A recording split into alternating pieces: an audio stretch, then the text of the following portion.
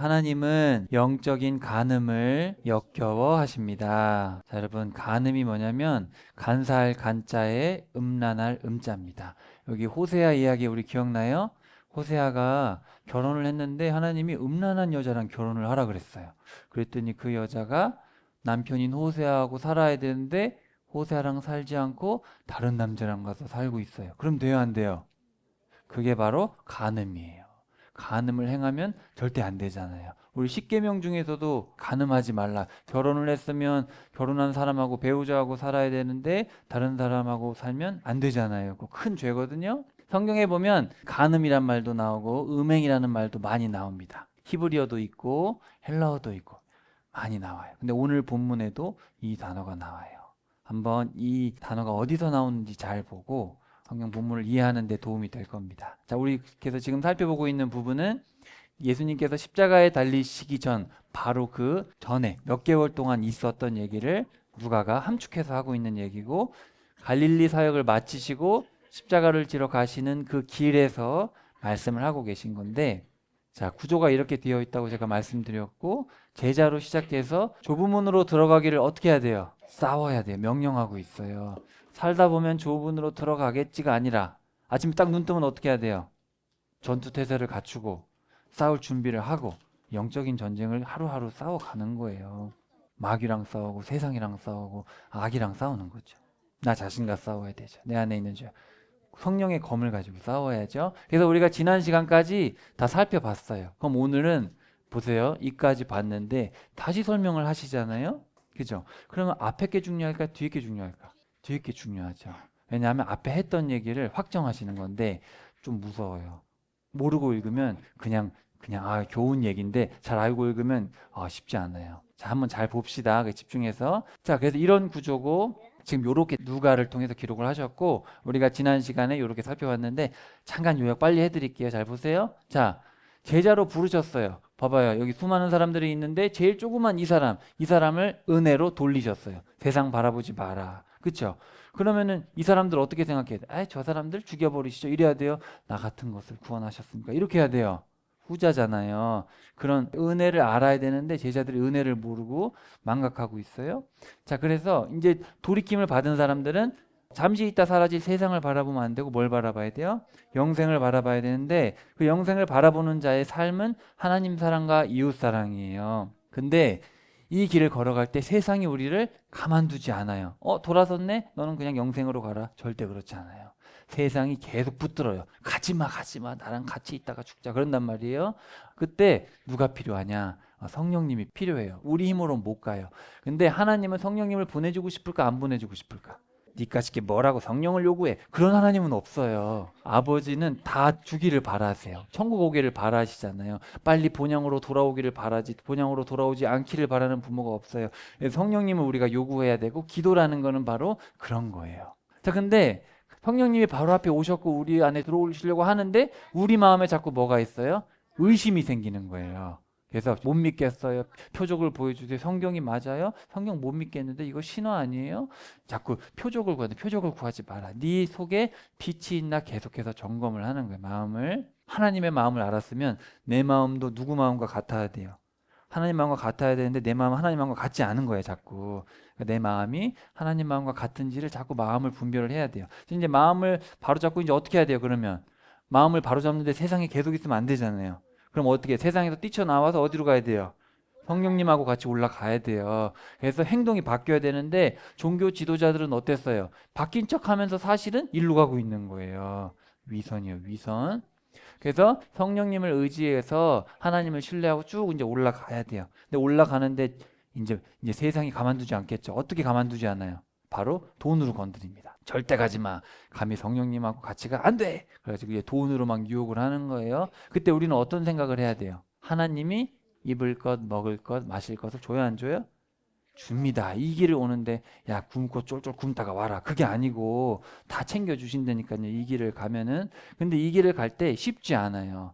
이 길을 갈 때 세상도 우리를 가만두지 않지만 예수님도 이 세상에 불을 붙이시러 오신 거예요. 그래서 사실 예수님이 이제 곧 오실 텐데 오시기 전에 이 길을 가는 사람들의 삶에는 뭐가 일어나요?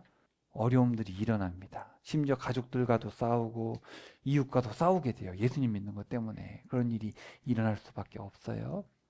네, 나중에 우리가 지난주에 살펴봤듯이 이 길은 결국은 영원한 멸망으로 가고 이 길은 영원한 안식으로 간다. 자, 이런 이야기를 쭉 설명을 하셨는데 이제 되짚어가면서 정확하게 구별을 하셔요. 오는 사람과 안 오는 사람을 정확하게 구분을 하시는데 자, 하나하나씩 자, 이쪽에 있는 내용들을 잘 기억은 안 나실 수 있지만 좀 짚어가면서 한번 살펴보도록 하겠습니다. 자, 14장 7절. 자, 예수님이 초대받은 사람들한테 비유를 말씀하셨다. 그들이 으뜸가는 자리들을 골라 잡은 것을 눈여겨보셨기 때문이다. 그들한테 이렇게 말씀하셨다. 그대가 어떤 사람한테서 결혼잔치에 초대를 받으면 으뜸가는 자리에 기대 앉지 마세요. 사람들은 다 어디로 가고 있어요, 지금? 으뜸가는 자리를 골라 잡고 있단 말이죠. 희한하죠? 근데 예수님은 으뜸가는 자리에 앉지 마라. 그 사람이 그대보다 더 귀하게 여기는 사람을 초대했을지도 모를 일이니까요. 그렇다면 그대와 그 사람을 초대한 사람이 와서 그대에게 말할 수 있어요. 이분에게 자리를 내드리세요. 그러면 그때부터 그대는 창피해하며 끝자리나 차지하게 될 겁니다. 여러분이 잔치에 갔는데 잔치 주인공 옆에 앉고 싶은 거예요. 그러면 맛있는 것도 많이 먹겠죠. 그래서 잔치 하는 주인공 옆에 앉았는데 주인공이 갑자기 더 친한 친구가 왔어요. 옆으로 가요. 여기 앉아. 그러면 어때요, 기분이?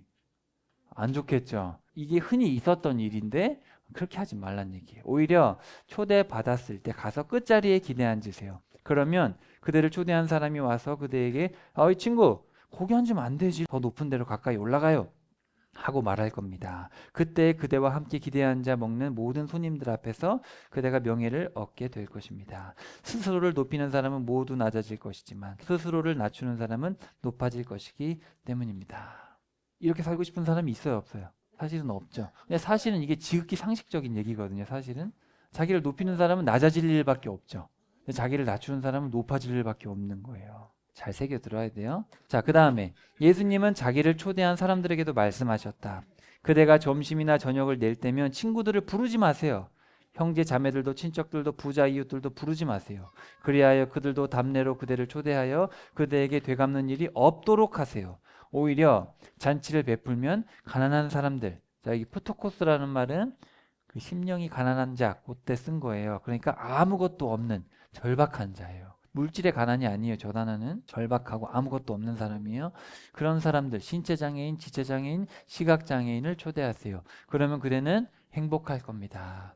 그들은 그대에게 되갚을 수 없을 것이기 때문입니다. 의인들이 부활할 때 하나님이 그대에게 되갚아 주실 것입니다. 여러분에게 유익한 사람들을 만나고 싶어요? 여러분에게 불이익을 주는 사람을 만나고 싶어요? 다 그렇잖아, 그죠? 내 걸 뺏어가고 갚을 것이 없고 이런 사람하고 관계하고 싶어요? 안 그렇죠? 그러니까 사실 예수님을 믿는다는 거는 세상 사람들의 논리랑은 그냥 전혀 다른 거예요. 함께 기대 앉아 먹던 사람들 가운데 어떤 사람이 이 말씀을 듣고서 예수님께 말씀드렸다. 행복합니다. 하나님 왕국에서 빵을 먹을 사람은 예수님이 그에게 말씀하셨다. 어떤 사람이 저녁에 잔치를 크게 벌이고 많은 사람을 초대했어요. 잔치 시간이 되자 그는 자기 종을 보내서 초대받은 사람들에게 이렇게 말했어요. 오십시오. 이제 준비가 되었습니다. 그러자 모두가 하나같이 못 가겠다고 둘러대기 시작했어요. 첫 번째 사람이 종에게 말했어요. 내가 밭을 샀는데 어쩔 수 없이 나가서 그걸 살펴봐야 하네. 부탁이네. 나를 좀 봐주게. 당시에는 초대를 하고 오기로 한 사람들의 수를 다 센 다음에 잔치를 준비했어요. 그러니까 오기로 한 사람은 가야 돼, 안 가야 돼? 가야 돼요. 안 가면 큰일 나는 거예요. 다른 사람이 말했어요. 내가 소 5쌍을 샀는데 그것들을 시험해 보러 가는 길이네. 부탁이네. 나를 좀 봐주게. 또 다른 사람이 말했어요. 내가 결혼해서 아내를 맞았네. 이 때문에 갈 수가 없네. 종이 돌아와서 자기 주인에게 이것들을 알렸어요. 그때 화가 치밀어서 집주인이 자기의 종에게 말했어요. 도시의 크고 작은 거리들로 빨리 나가거라. 그리고 가난한 사람들, 신체 장애인들과 시각 장애인들과 지체 장애인들을 이리로 데려오너라. 또 종이 말했어요. 주인님, 지시하신 일은 다 했습니다. 그래도 아직 빈자리가 있습니다. 도시의 크고 작은 거리라는 거는 살고 있는 그 도시 아니니까 사실은 유대인들을 얘기하는 거예요. 유대인들. 그러니까 유대인들 중에서 사실은 누구예요? 종교 지도자들은 사실은 어떤 사람들이에요?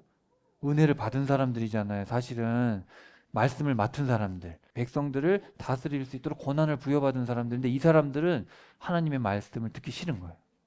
초대를 거부하는 거예요. 그러니까 유대인들 중에서 볼품없고 가난하고 억눌린 사람들, 신체장애인, 시각장애인, 지체장애인들을 다 데려와라. 근데 아직도 빈자리가 남은 거예요. 주인이 종한테 말했어요. 큰 도로들과 울타리를 따라 난 길로 나가거라. 요 말은 성 밖으로 나가라는 얘기예요. 성 밖엔 누가 있겠어요? 이방인들이 살고 있겠죠. 사람들을 반드시 오게 해서 내 집을 채워라.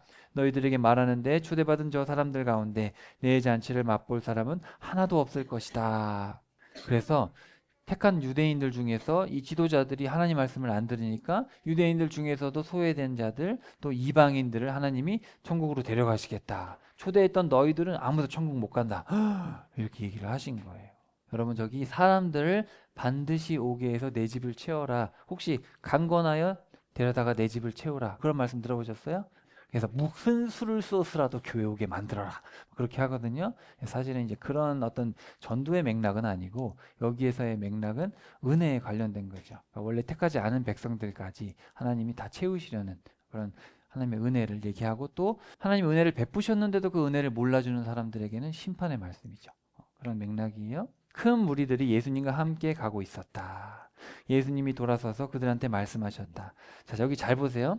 나한테 오는 사람이 자기 아버지나 어머니나 아내나 자녀들이나 형제들이나 자매들이나 심지어 자기 목숨에 대한 집착까지 내려놓지 않는다고 합시다. 그러면 그 사람은 내 제자가 될 수 없습니다. 누구라도 자기 십자가를 매지 않고 내 뒤를 따르는 사람은 내 제자가 될 수 없습니다.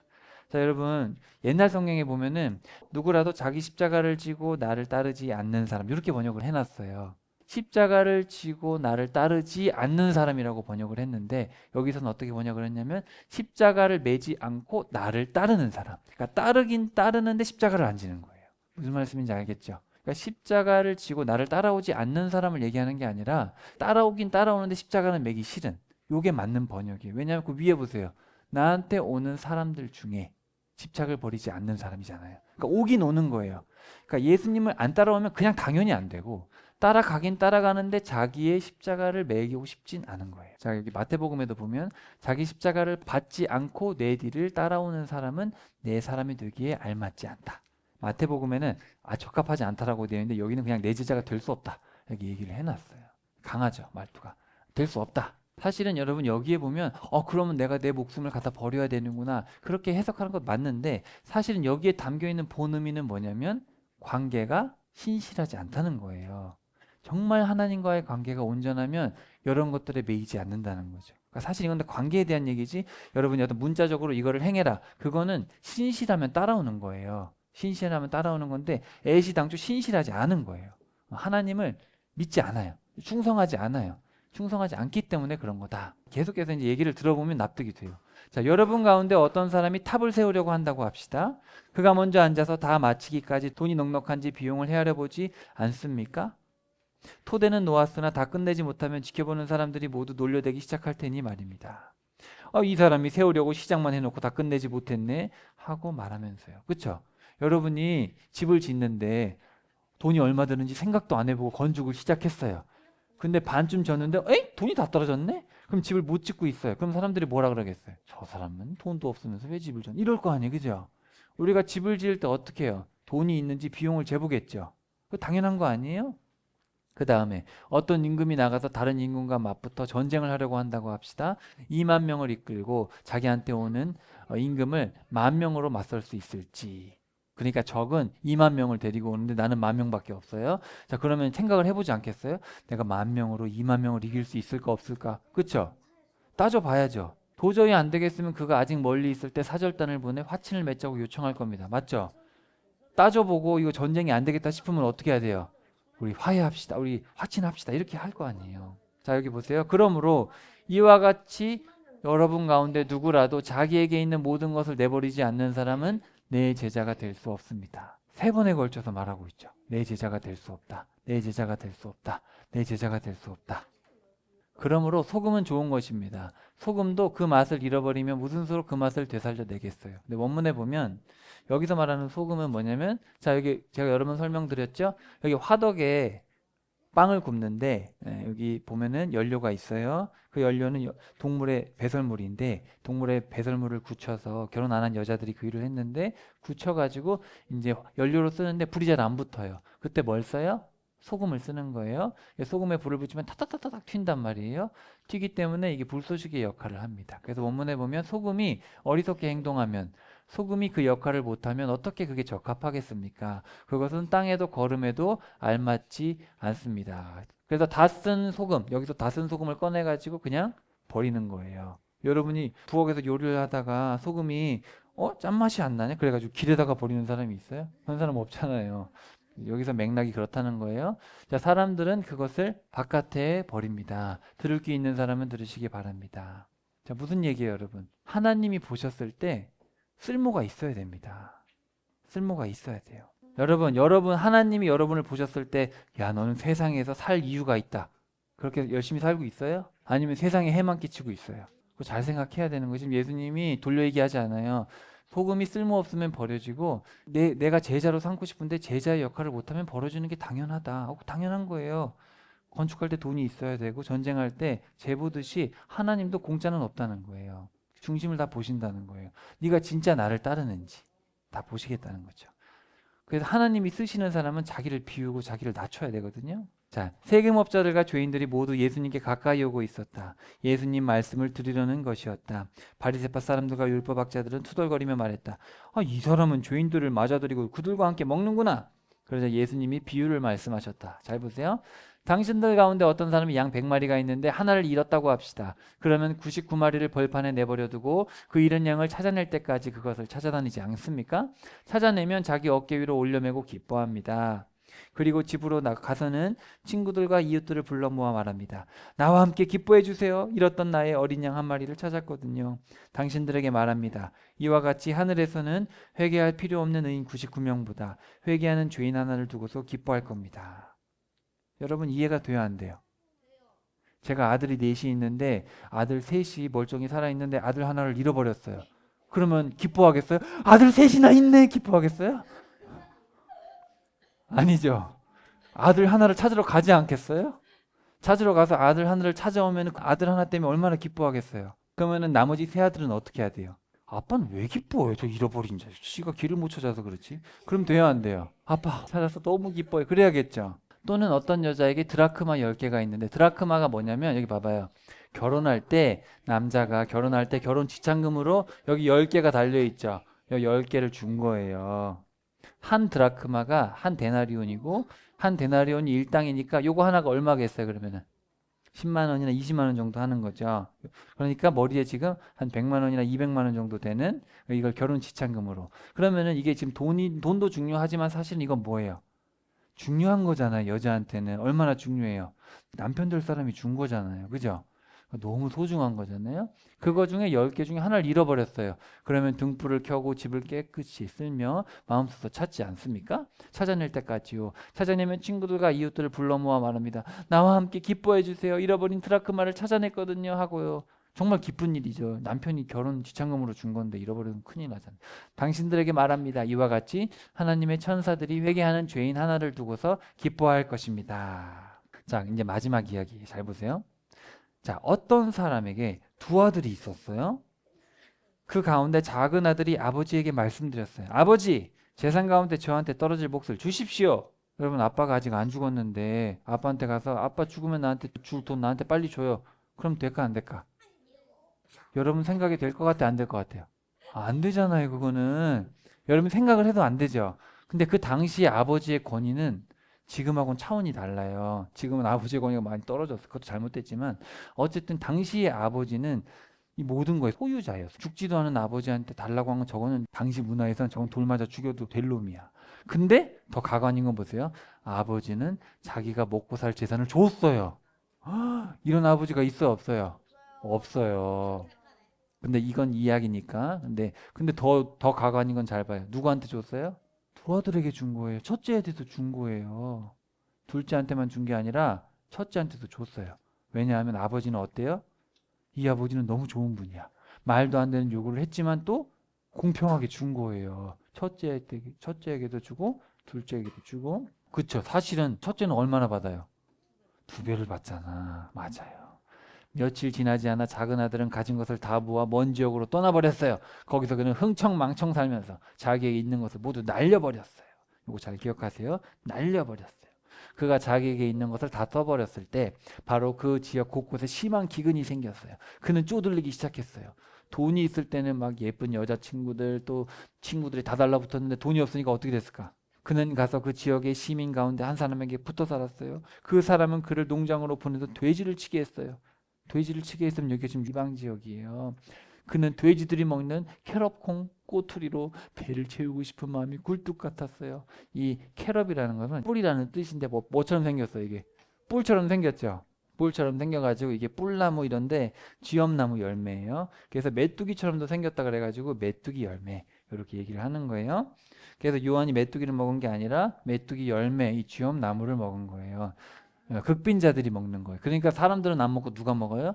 돼지들이 먹는 거예요. 근데 돼지들이 먹고 있는 그거라도 먹고 싶은데 아무도 주는 사람이 없어. 야, 돼지 사료를 네가 먹으면 어떻게 돼지 굶으라고? 그러니까 자기는 돼지가 먹는 그것도 먹을 수가 없는 거예요. 제정신으로 돌아왔어요. 다 탕진하고 나서 제정신이 돌아와가지고 말했어요. 내 아버지에게는 품꾼들이 그렇게 많아도 먹을 것이 넘쳐나는데 나는 여기서 굶어 죽는구나. 일어나서 아버지한테 가서 말할 거야. 아버지, 제가 하늘을 향해서 그리고 아버지 앞에서 죄를 지었습니다. 그거 보면 두 개예요. 하늘을 향해서 그리고 아버지 앞에서 죄를 지었습니다. 더는 아버지의 아들이라 불릴 가치가 없습니다. 저를 품꾼의 하나로 그냥 삼아 주십시오. 라고 얘기하고 싶은 거예요. 그러고는 일어나서 자기 아버지한테 갔어요. 아직 그가 멀리 떨어져 있는데 그의 아버지가 그를 보고 가슴이 아팠어요. 그래서 달려가 아들의 목을 껴안고 다정하게 입을 맞추었어요. 자, 요것도 당시 문화에서는 있을 수 없는 일이에요. 아버지가 권위 있는 분이고 아버지가 저 폐륜 자식한테 뛰어가서 맞아준다. 있을 수 없는 일입니다. 왜냐하면 그 마을 사람들이 말려요. 저 자식 죽여야 됩니다. 당시 문화적으로 당시에는 왜 빵을 줘야 되는데 빵을 왜 줄 수밖에 없어요? 밤에 찾아온 사람한테 수치, 그죠? 당시에는 명예를 아주 귀하게 생각했어요. 명예가 떨어지는 일은 절대 하면 안 돼요. 근데 이 아버지는 지금 아들 때문에 마을의 명예도 실추되고 지금 아들도 지금 죽게 생겼어요. 그러니까 아버지가 몸소 뛰어가서 이렇게 안아준 거예요. 어마어마한 일이거든요. 이거는 당시 문화를 우리가 몰라서 그렇지 있을 수 없는 일이에요. 근데 아버지, 제가 하늘을 거슬러 하늘을 향해서 아버지 앞에서 죄를 지었습니다. 저는 아버지의 아들이라 불릴 값어치가 없습니다. 근데 아버지는 자기 노예들을 불러가지고 빨리 제일 좋은 예복을 내와서 그에게 입혀라. 그의 손에 가락지를 끼워라. 발에는 고급 신발을 신겨라. 살찐 송아지를 끌어와서 잡아라. 먹고 즐기자꾸나. 나의 이 아들이 죽었다가 다시 살아났거든. 잃었다가 찾았어. 그들은 즐기기 시작했어요. 너무 감동적이죠. 잃어버린 것을 찾은 기쁨. 그러니까 처음에는 100마리 중에 한 마리, 그 다음에 10개 중에 하나, 그리고 두 아들 중에 하나. 그 기쁨이 커요, 안 커요? 크잖아요. 그게 하나님의 마음인데 이 비유는 그 기쁨에 대한 얘기가 아니에요. 자, 보세요. 이 이야기를 하신 이유는 이 이야기를 하고 싶어서 하는 얘기거든요, 사실은. 왜냐하면 이 비유를 누구한테 하고 있을까요? 종교 지도자들한테 하는 얘기거든요. 자, 한편 그의 큰아들이 들에 있었어요. 그러다가 돌아오는데 집에 가까이 왔을 때 악기에 맞추어 춤추며 노래하는 소리가 들렸어요. 그는 부리는 사람들 가운데 하나를 가까이 불러서 이것이 무슨 일인지 알아봤어요. 그가 큰아들에게 대답했어요. 아우님이 와 계십니다. 그리고 당신의 아버지께서 살찐 송아지를 잡게 했습니다. 아우님을 건강하게 다시 맞았기 때문입니다. 그럼 어떻게 해야 돼요, 여러분? 동생이 왔다고 이래야 되잖아요. 화가 치밀어 올라서 들어가고 싶어 하지 않았어요. 그런데 아버지가 나와서 그를 타일렀어요. 하지만 큰아들이 아버지에게 대답했어요. 보세요. 저는 이렇게 여러 해 동안 아버지를 위해 종처럼 살고 있는데 그리고 한 번도 아버지의 명령을 무시하고 지나친 적이 없습니다. 그런데도 저에게도 염소 한 마리라도 주셔서 친구들과 즐기게 해준 적이 없지 않습니까? 그러나 아버지의 이 아들은 아버지가 먹고 살 재산을 몸파는 여자들과 모조리 들어먹고 왔습니다. 그런데도 그를 위해 살찐 송아지를 잡게 하셨습니다. 지금 이 아들의 행동이 어때요?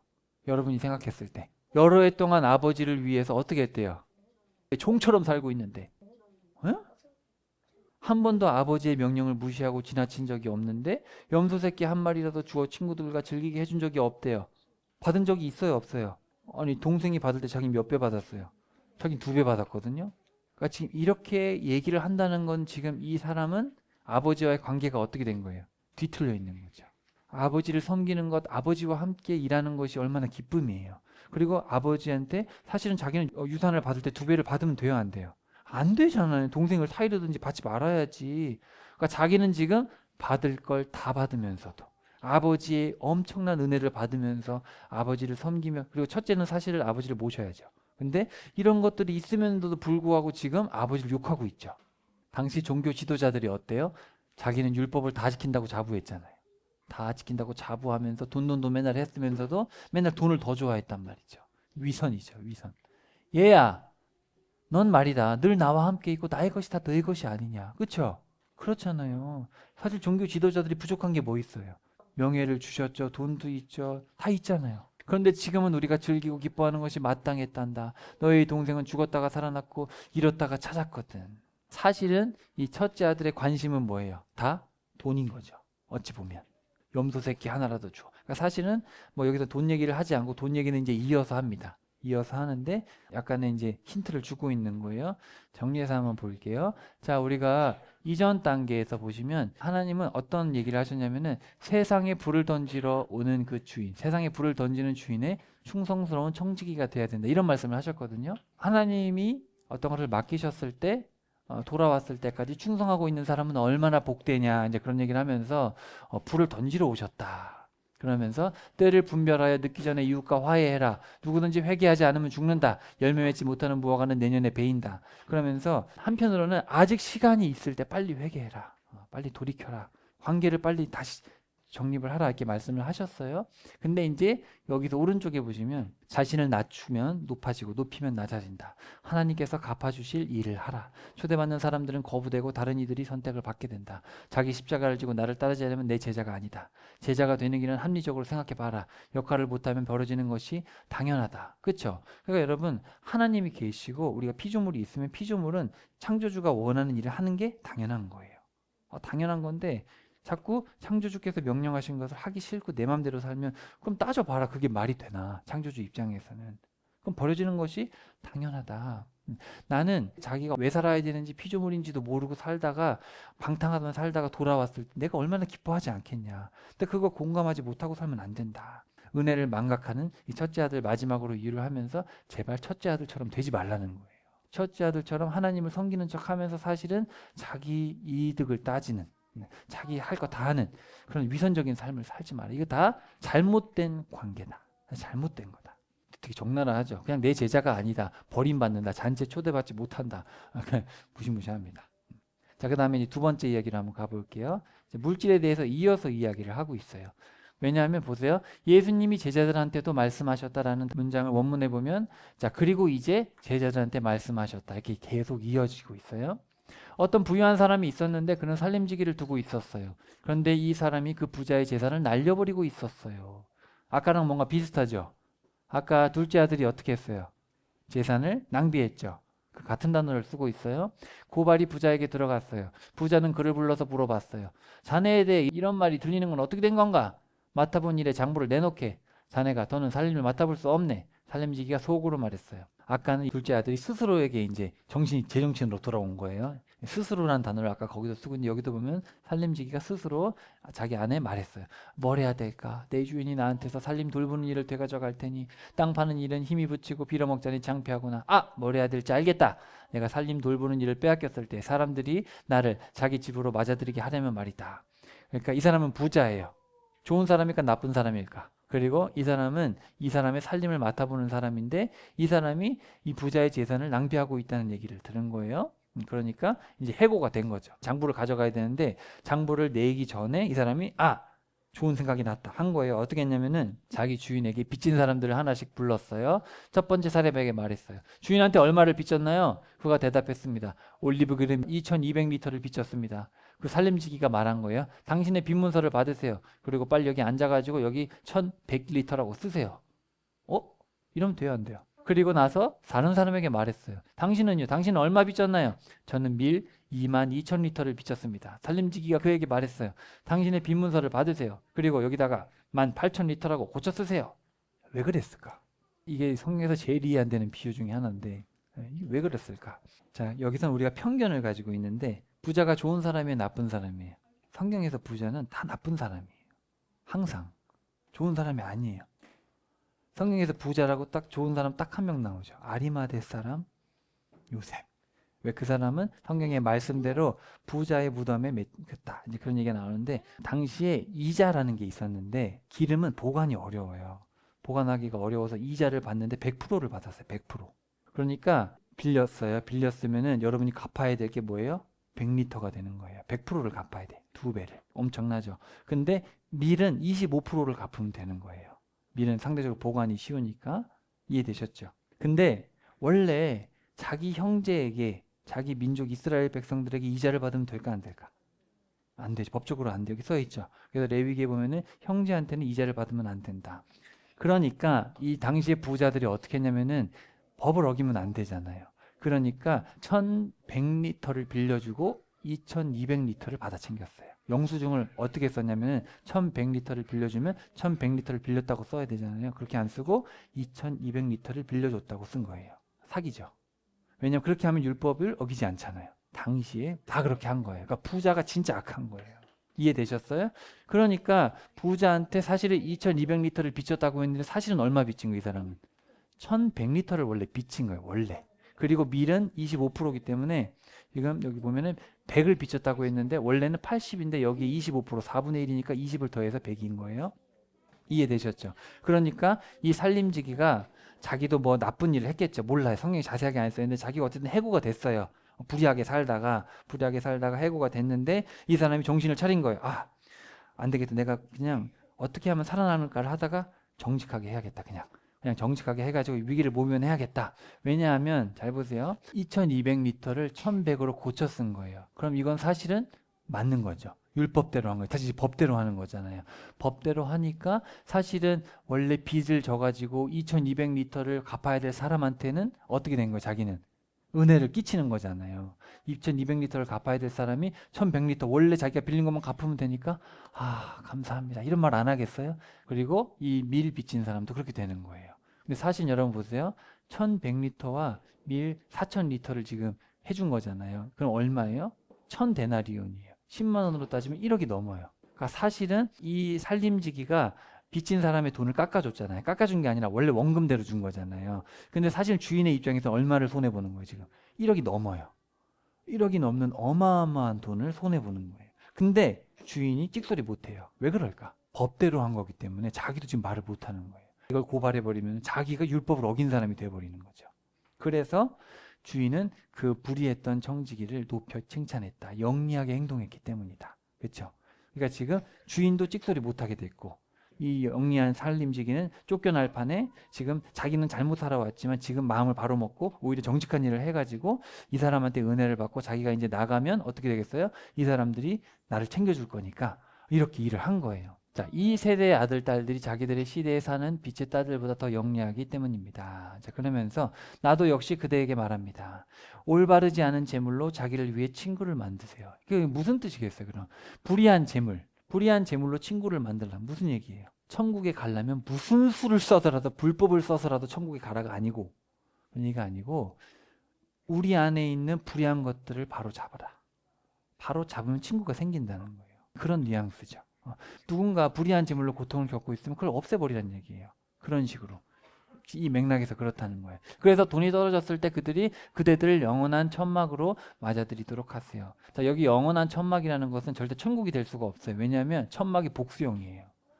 이거 천국이 아니고 여기서는 너희들이 재물에 대해서 선하게 살 때 그 너희들이 그 불의한 시대 속에 살지만 너희들이 재물을 선하게 씀으로써 친구들이 생겼을 때 그 친구들이 항상 너희를 맞아줄 거다. 이제 그렇게 얘기를 하고 있는 거예요.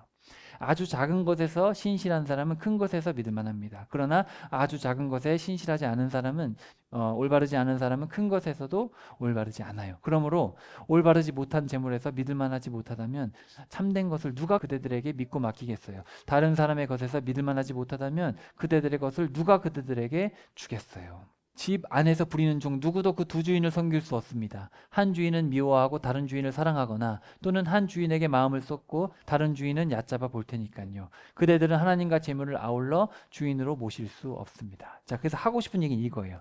하나님과 재물을 주 주인을 섬길 수 없다. 그러니까 물질에 있어서는 그냥 무조건 정직해야 되는 거예요.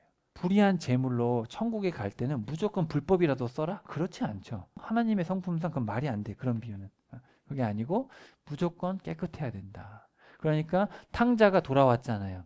불의한 살림지기가 돌아와서 정직하게 한 거잖아요. 지혜롭게 친구를 사귀어서 했다. 이 모든 것을 바리새파 사람들이 듣고 있었는데 그들은 돈을 좋아하는 사람들이어서 예수님께 코웃음을 쳤다.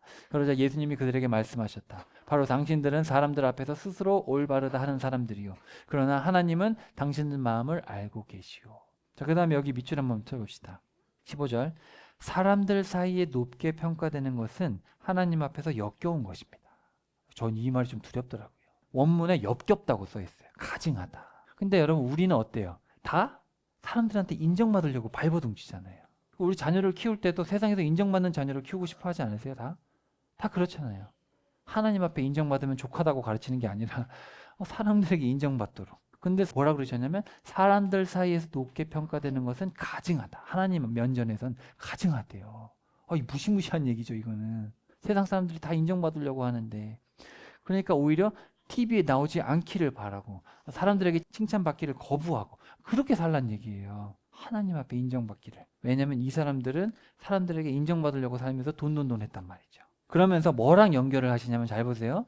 율법과 예언자들은 요한의 때까지라고. 그때부터 하나님의 왕국의 좋은 소식이 알려지고 있고 모두가 그리로 들어가려고 발버둥치고 있어. 그러나 율법에 획 하나가 떨어지는 것보다 하늘과 땅이 사라지는 것이 더 쉽소. 갑자기 왜 이런 말씀에 대한 얘기를 하실까? 구약이죠. 구약은 요한의 때까지, 세례 요한 때까지고 그때부터 이제 예수님이 오실 때부터 이제 좋은 소식이 퍼지고 있는데 너희들이 생각하는 그 좋은 소식이 뭐냐? 물질이 부해지거나 우리가 로마를 정복하거나 뭐 그런 소식인 줄 아냐. 율법의 1.1에 하나님께서 구약 시대 때 가르쳤던 내용이 하나도 변하지 않는다. 이 좋은 소식이라는 거는 구약에서는 뭐 이랬지만 신약에 와서는 뭐 복 받고 돈이 생기고 그런 건 줄 아냐? 로마에서 뭐 나오는 줄 아냐? 그런 게 아니다. 가르침은 절대로 변하지 않는다. 그러면서 자기 아내와 갈라서고 다른 여자와 결혼하는 사람은 모두 간음하는 것이다. 남편한테서 이혼을 당해 갈라선 여자와 결혼하는 사람도 다 간음하는 것이다. 갑자기 이런 얘기를 하세요?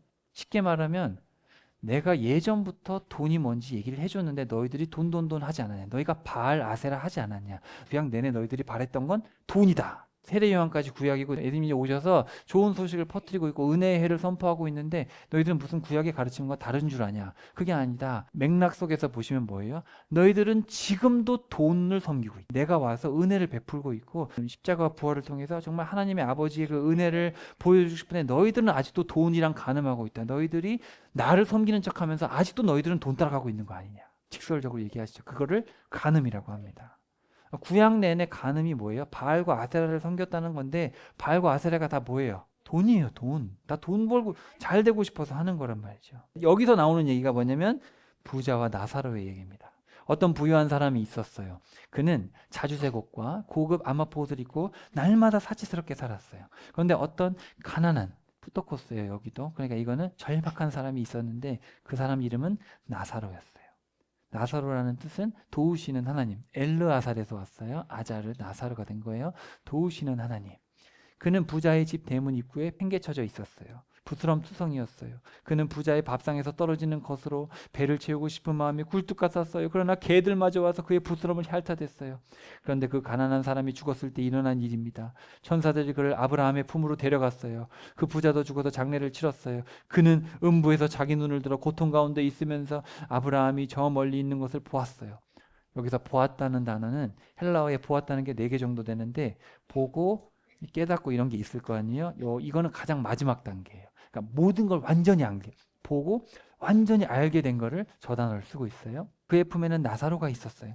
부자가 소리쳐 말했어요. 아브라함 조상님, 저를 불쌍히 여기셔서 나사로를 보내주십시오. 그가 손가락 끝에 물을 담갔다가 저의 혀를 시원하게 해주도록요. 제가 이 불꽃 가운데서 몹시 괴로움을 당하기 있기 때문이에요. 아브라함이 대답했어요. 얘야, 기억해 보아라. 너는 살아있을 때 너의 좋은 것을 다 받았다. 마찬가지로 나사로는 나쁜 것을 다 받았다. 이제 여기서 그는 위로를 받고 있고 너는 말이지 심한 괴로움을 겪고 있는 것이다. 이 모든 것들에 더해서 우리와 너희 사이에는 크게 벌어진 깊은 틈이 놓여 있다. 그래서 여기서 너희한테로 건너가고자 하는 사람도 갈 수 없고 거기서 우리한테로 건너오지도 못한다. 그러자 부자가 말했어요. 그러면 부탁이 있습니다, 조상님. 나사로를 저희 아버지 집으로 보내주십시오. 제게는 형제가 5명이 있는데 그들에게 똑똑히 증언하여 고통받는 이곳에 그들까지 오는 일이 없도록 해주십시오. 아브라함이 말합니다. 그들에게는 모세와 예언자들이 있다. 그들이 모세와 예언자들의 말을 들어야 한다. 부자가 말했어요. 아닙니다. 아브라함 조상님. 죽은 사람들 가운데서 어떤 사람이 그들한테로 간다면 그들이 회개할 겁니다. 그러나 아브라함이 부자한테 말했어요. 그들이 모세와 예언자들의 말을 듣지 않는다면 죽은 사람들 가운데서 어떤 사람이 살아 일어난다 해도 그들은 설득되지 않을 것이다. 자, 이 비유의 핵심은 뭐예요? 신실함이거든요. 신실함. 그러니까 죽은 사람이 부활해서, 그러니까 너희들이 뭔가를 경험한다고 해도 절대로 바뀌지 않는다. 사람이 신실해지는 것은 어떤 경험에 의해서가 아니라 뭐에 의해서예요? 말씀을 듣는 데서 오는 것이다. 신실한 관계라는 것은 경청에서 오는 것이지, 뭐 죽은 사람이 살아나고 무슨 경험을 했고 그런다고 해서 관계가 신실해지는 것이 아니다. 여러분, 신앙이라는 것은 물론 경험을 무시할 수 없거든요. 근데 경험이 그 사람을 신실하게 하느냐? 그렇지 않습니다. 잠깐의 열정은 불어넣어 줄 수 있지만 길게 보면 결국 신앙이 자라지 않아요. 근데 이 시대에 많은 사람들이 자기가 경험한 거를 버리질 못해요. 야, 말씀을 보면 절대 그렇지 않다라고 해도 자기가 경험한 걸 놓지 못합니다. 그래서 성경을 해석하는데 자꾸 경험이라는 렌즈를 가지고 해석을 해요. 원문을 봐야 되는데. 여기 보시면 자, 모세와 예언자, 자, 구약의 말씀, 하나님의 가르침의 말씀을 듣지 않는 사람들은 죽은 자가 부활해도 안 된다. 너희들 5형제 나서가 부활해서 가도 애시당초 듣지 않기 때문에. 근데 누가 안 들어요? 부자가 안 들어요. 부자들은 말씀을 듣지 않습니다. 왜? 마음이 가난하지 않으니까. 그래서 부자가 천국 가기가 어려운 거예요. 여러분은 왜 이렇게 좋은 날에 교회 와가지고 말씀을 듣고 있어요? 천국 가려고. 엄마 아빠가 데리고 와서? 엄마 아빠가 교회 안 다녀도 교회 와서 말씀 들을 거예요? 자, 한번 봅시다.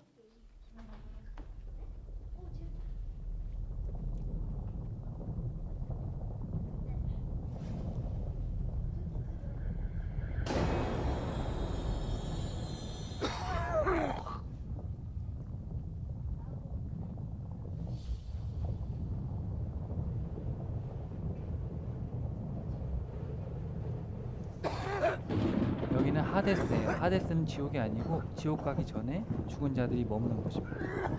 성경은 나누어 놨어요. 아브라함의 품은 낙원이라고 생각하시면 돼요. 천국 가기 전까지 있는 곳이에요.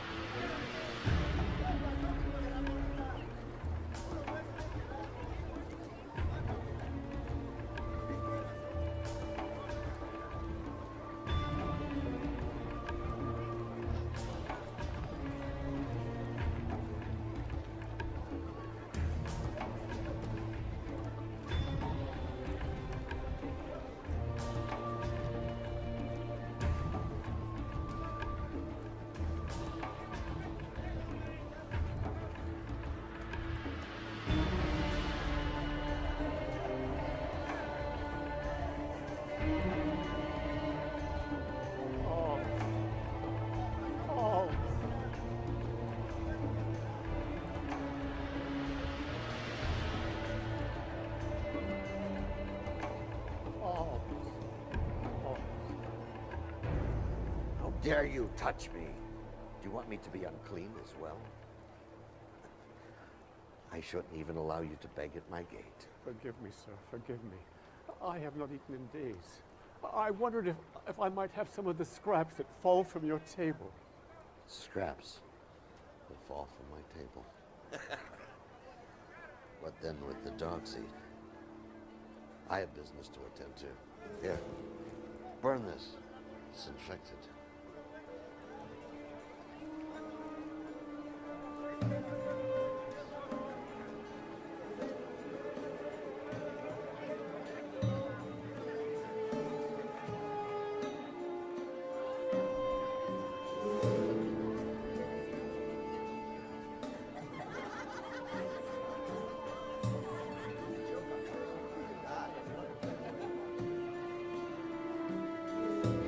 He is finally here.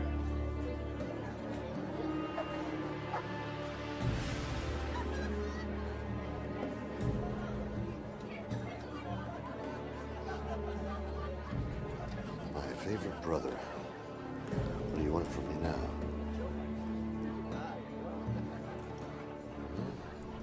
We've spared no expense today. I can see that. There was a rich man who dressed in purple and fine linen and lived in luxury. At his gate was laid a beggar named Lazarus, covered with sores and longing to eat what fell from the rich man's table.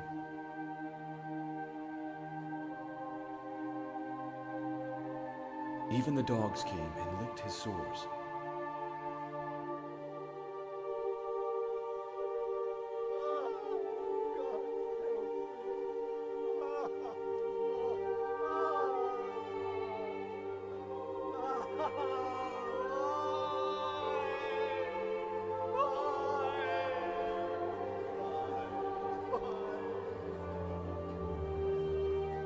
And the time was fulfilled for both men to die and pass from this life to the next.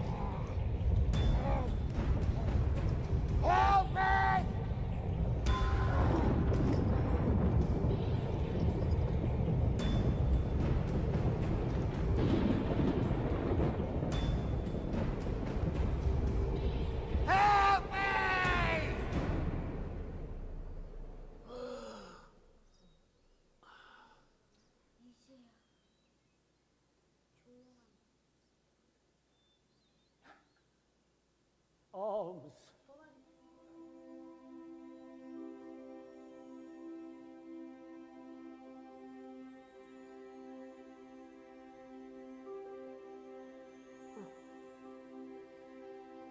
Welcome. Father Abraham. Yes. Yes, I am Abraham.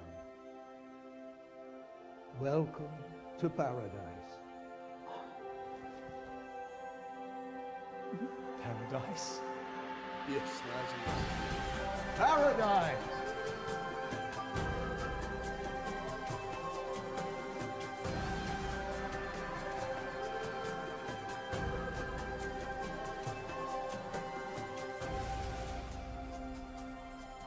We've been preparing a banquet in your honor. Yes, yes, come.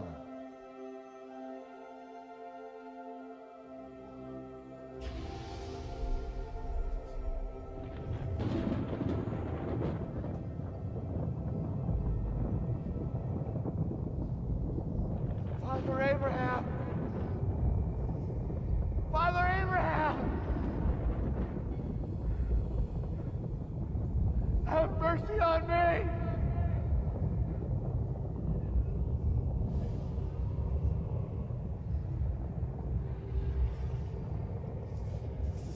I saw you with Lazarus. Send him to me.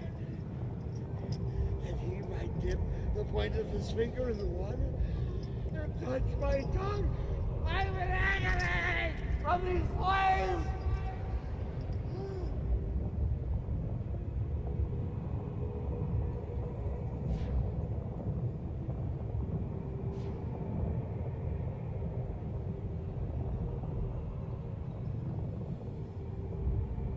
Son, you remember. In your life, you received your good things. And Lazarus here received his bad things. Now he is being comforted, and you are in agony. Please. Please. Besides all of this, there is between us a great chasm affixed. If someone wishes to come from here to you, they cannot, and no one can cross from you to us. Father Abraham, there's one thing I ask of you. Let Lazarus go to my father's house, for I have 5 brothers. Let him tell them, warn them, so that they too do not come to this place of torment. They have Moses. They have the prophets. Let your brothers hear them. No. No. But if someone from the dead comes to them, they will repent. No, if they will not listen to Moses and the prophets, neither will they be persuaded though one rises from the dead. No. Please. No. Please. No.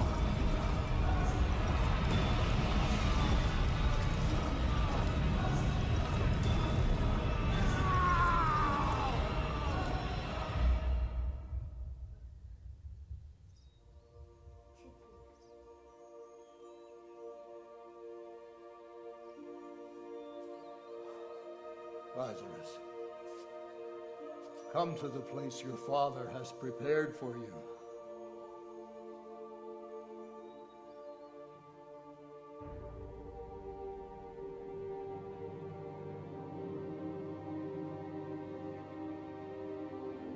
We can divide his estate now.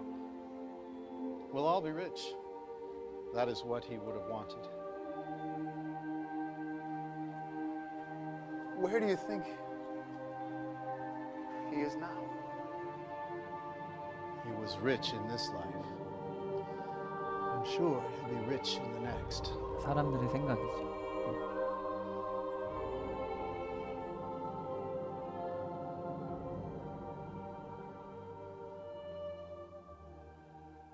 자, 여러분 이거는 현실이에요. 자, 그래서 이게 보면 왼쪽에 보면 어리석은 부자의 비유. 부자가 막 돈이 많으니까 막 내일 창고를 늘리자고 했는데 죽으면 어떻게 되느냐. 그쵸? 물질 걱정 말고 먼저 그의 나라를 구하라. 무엇을 먹고 입고 마시고 입을지 구하지 말고 왕국을 찾으라. 보물이 있는 곳에 네 마음에 있다 말씀하셨는데 여기 와서는 아주 작은 물질부터 신실해야 된다. 하나님과 재물을 절대 같이 섬길 수 없다. 양다리 걸칠 생각하지 마라. 사람에게 높아지려는 것은 하나님께 역겨운 일이다. 복음이 선포된다고 가르침이 변하는 것이 아니다. 그렇죠? 여러분 예수님이 오신다고 해서 옛날에는 죄인들이 막 율법의 정죄를 받아서 심판을 받았는데 지금은 예수님 그냥 십자가에 회개만 하면 천국 간다. 전혀 그렇지 않아요. 항상 은혜 똑같아요. 항상 동일합니다. 여전히 물질을 쫓는 간음을 저지르고 있다. 아브라함의 품에 있는 나사로와 하데스의 부자. 신실한 자는 말씀을 듣는다. 그래서 사실은 관계로부터 쭉 이제 시작을 해가는데 올바른 관계. 사실 너희 관계의 그 잘못된 본질이 뭔지 아냐? 물질이다. 그런 얘기를 하면서 그 물질 너희들이 왜 물질 하는지 아냐? 결국 너희들이 말씀을 신뢰하지 않기 때문이다. 그 얘기를 하는 거예요. 결국 너희들이 말씀을 듣지 않는다. 여러분 좀 냉정하게 판단해야 됩니다. 내 경험을 빨리 내려놔야 돼요. 내 경험, 내 생각을 빨리 버리고 그냥 성경 자체를 하는 게 훨씬 더 합리적입니다. 사실은. 근데 나도 모르게 내 생각으로 성경을 보는 경우가 많아요. 죄의 유혹에 걸려 넘어지게 하는 일들이 일어나지 않을 수는 없지만 끝장입니다. 그런 일이 일어나게 하는 사람은 차라리 큰 방앗간 맷돌을 자기 목에 매단 채 바다에 던져지는 것이 낫습니다. 이 작은 사람들 가운데 하나를 죄의 유혹에 걸려 넘어지게 하면, 그러니까 뭐냐면 올바른 말씀을 붙들고 물질을 내려놓고 하나님 말씀대로 올바른 관계에 있는 사람들은 절대로 다른 사람을 죄짓게 안 합니다. 근데 죄짓게 하는 건 돌이킬 수 없는 거예요. 그대들을 스스로 주의하세요. 그대들의 형제 자매가 죄를 지으면 그를 나무라세요. 회개하면 그를 용서해 주세요. 그가 하루에 7번 그대를 거슬러 죄를 짓고 7번 그대한테로 돌아와서 내가 회개합니다 하고 말하면 용서해 주어야 됩니다. 그러니까 하나님과의 관계가 올바른 사람은 반드시 이웃과의 관계에서 죄짓지 않게 하고 잘못했으면 혼내주고 또 용서를 구하면 용서를 하고, 이게 신실한 사람이라는 거예요. 사도들이 주님께 말씀드렸다. 우리에게 그런 신실함을 주십시오. 주님이 말씀하셨다. 그대들에게 겨자씨 한 알만한 신실함이 있다면 그대들은 이 뽕나무더러 뿌리째 뽑혀서 바다에 심겨라고 말하면 그대로 될 겁니다. 자, 여기 있는 이 뽕나무라고 번역된 게 정확하게 뭔지 어떤 번역에 보면 멀베리라고 돼 있어요. 그러니까 이거는 오디나무거든요. 오디라고 보기도 하는데 제 생각에는 돌무화가 맞을 것 같아요. 왜냐하면 여기 보시면 이렇게 있는데 사실 뭐로 해도 문제는 없는데 왜 돌무화가일 것 같냐면 이 돌무화가 나무는 뿌리가 어마어마하게 깊고 척박한 환경에서도 살아남는 걸로 유명한 나무예요. 그러니까 이거는 뽑힐 수가 없어요. 뽑힐 수가 없는 나무인데 뿌리째 뽑혔다라는 표현을 쓰는 거 보니까 돌무화가 나무가 맞는 것 같아요. 너희들이 정말 신실하면 불가능은 없다라는 얘기예요. 근데 우리가 신실하지 않다는 거죠. 그대들 가운데 어떤 사람이 밭을 갈거나 양을 보살피는 노예가 있다고 합시다. 그러면 종이 들에서 돌아올 때 누가 그에게 어서 이리 와서 기대 앉아 먹어라 하고 말하겠습니까? 도리어 이렇게 말하지 않겠어요? 내가 먹을 것을 장만해라. 그리고 내가 다 먹고 마실 때까지 허리를 동여매고 나를 섬겨라. 그리고 나서 너도 먹고 마셔라. 그 종이 지시받은 일을 했다고 해서 그 종에게 고마워할까요? 그렇지 않습니다. 나는 그렇게 생각하지 않습니다. 그대들도 역시 마찬가지입니다. 그대들이 지시받은 일들을 다 했을 때 그대들은 이렇게 말하세요. 저희는 보잘것없는 종에 지났지 않습니다. 그저 해야 할 일을 했을 뿐입니다. 이해되세요? 여러분 종한테 뭐를 시켰는데 종이 잘했다고 어이구 우리 종 너무너무 고맙다 그럴 주인이 있어요? 종은 시키면 하는 거예요. 그냥. 그죠? 하는 거고 내가 내 먹을 거 일단 준비해 놓고 너도 먹고 마셔라 그랬을 때 그렇게 하는 거예요. 그럼 당연한 거죠. 주인이 고마워해야 할 필요가 있는 게 아니에요. 그리고 그렇게 다 했을 때 주님 제가 일을 했는데 뭘 주셔야죠 이래요? 아니잖아요. 할 일을 했을 뿐입니다. 그거 맞는 말이잖아요. 이게 맞죠. 이 관계를 뭐라 그래요?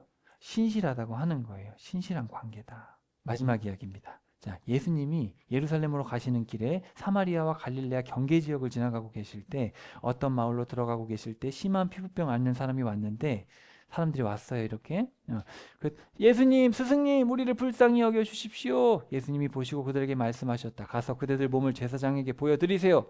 그들이 가고 있을 때 그들의 몸이 깨끗해졌다. 여기서 몇 명이에요 지금 이거? 10명이잖아요. 10명.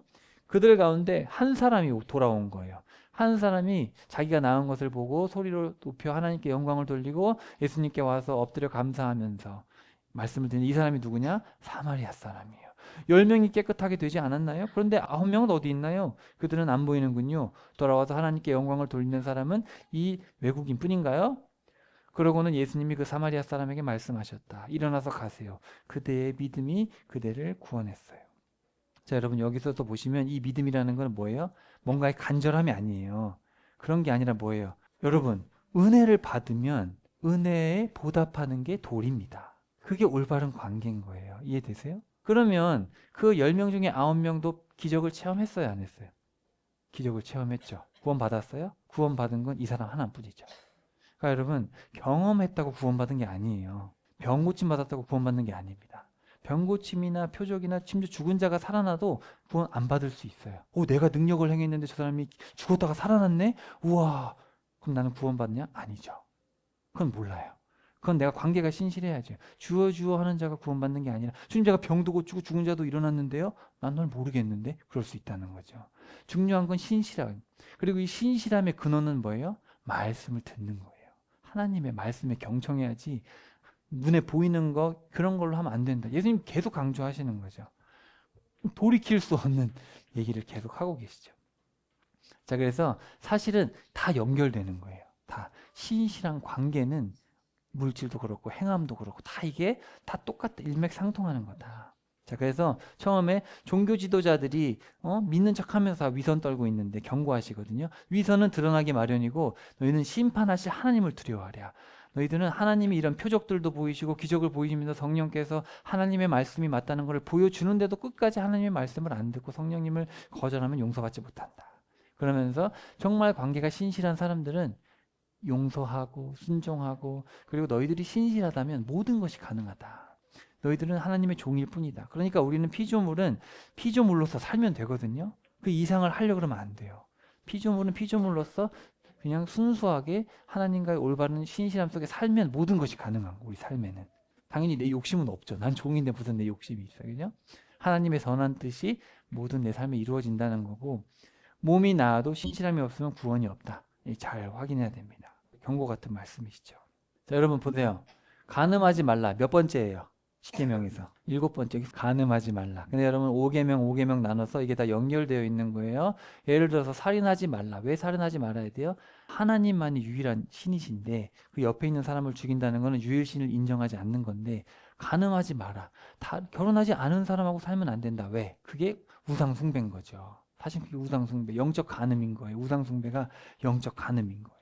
그래서 지금 얘기를 하고 있는 거죠. 이거는 제가 예전에 설교할 때 다 설명을 드렸던 건데 다 연결이 됩니다. 그래서 이 간음하지 말라는 거는 우상 숭배랑 연결이 되어 있고 사실 지금 오늘 본문들을 통해서 우리에게 그건 간음이다라는 얘기를 갑자기 넣으셨잖아요. 아니 갑자기 비유 얘기하시면서 간음 얘기를 왜 집어넣느냐. 사실은 너희들은 돈을 숭배하고 있다. 하나님을 섬기는 척하면서 신실한 척하면서 너희들은 사실은 돈을 섬기면서 신실한 척하는 위선 떨지 말아라. 그게 우상 숭배다.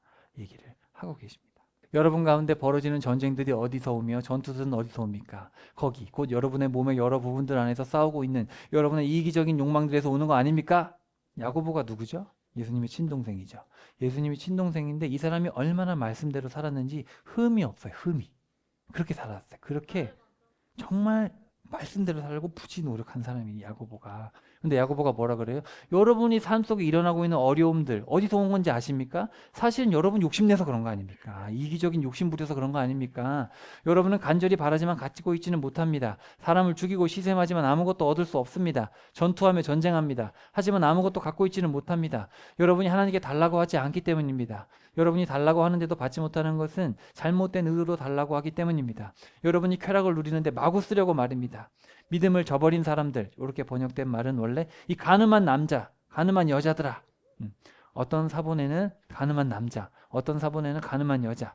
여러분은 알지 못합니까? 세상과 친구 맺는 것이 하나님과 원수 맺는 것 아닙니까? 그러므로 누구든지 세상과 친구가 되고 싶어 하는 사람은 하나님과 원수가 되고 맙니다. 아니면 여러분은 성경이 빈말을 한다고 생각하는 겁니까? 우리 안에 자리 잡고 살게 하신 그 영을 하나님이 시샘하실 정도로 몹시 그리워하신다 하는 성경 말씀 말입니다. 하나님은 우리에게 성령을 부어주셔서 그 성령에 이끌려 살기를 바라시는데 우리는 자꾸 성령을 거부하고 자꾸 세상을 따라가는 거예요. 그러나 하나님은 더 큰 은혜를 주십니다. 그러므로 성경이 말합니다. 하나님은 거만한 사람들에게 맞서시고 겸손한 사람들에게는 은혜를 베푸십니다. 그러므로 여러분은 하나님께 굴복하고 마귀에게 대항하십시오.